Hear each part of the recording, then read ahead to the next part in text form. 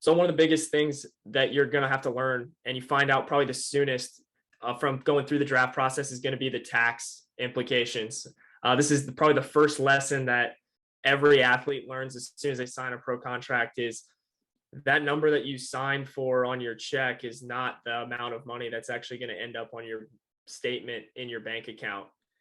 You're going to have to go pay all of our uncle that we all have the same one of, which is Uncle Sam out in Washington. You're going to have to pay taxes. So the draft already happened. And then for everybody that's signed, they've signed their contract, and typically it's going to be within 30 days of signing, you're going to get that first check. From there, you're gonna see exactly just how much you paid Uncle Sam, and you're gonna owe money to not only the feds but to the state, and we'll get into that. But then that's gonna happen about 30 days after, so you get your first bonus check. Then you're gonna go through the season, get to calendar year 2023, and depending on which organization you are, because each organization does things a little bit differently, your second bonus check is gonna hit sometime between January and the start of spring training next year.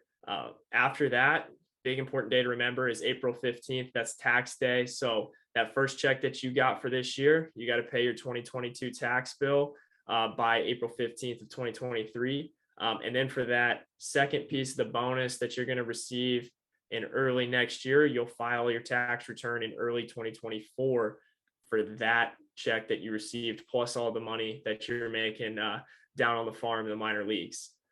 Along that same line, we talked a little bit about taxes. There's a couple numbers that you really want to keep in mind when you're discussing how much money is going to come out of your check. So that gross income that's the number you signed for. So if you get to go walk around a locker room, you say you signed for $1 million or 125,000 or whatever it was that you signed for.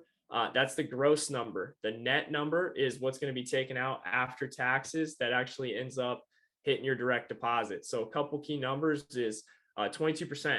That's the automatic federal tax withholding on bonuses in the US. So depending on if you're a high or low bonus guy, you may have not paid enough in taxes and you're going to owe next April when you go to file. Or if you're, a 125 guy or even just slightly higher than that, you're probably a little bit over withheld because you didn't actually need to pay 22%, and you'll get some of that money back on the back end.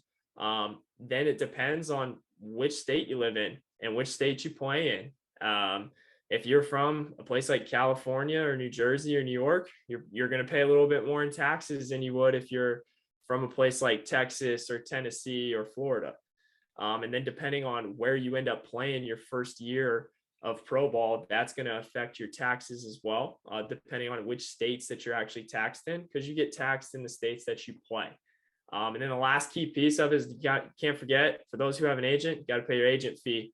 Whatever it is, typically you're going to see probably about 4 to 5% on whatever your gross value of the contract is. If they helped you sign a deal, you have to pay them for that service. So you just have to keep those expenses in mind when you get that first check. And you're going to have to pay your tax man. Definitely recommend seeking out some tax advice with a CPA or a financial planner if you have questions on something like this.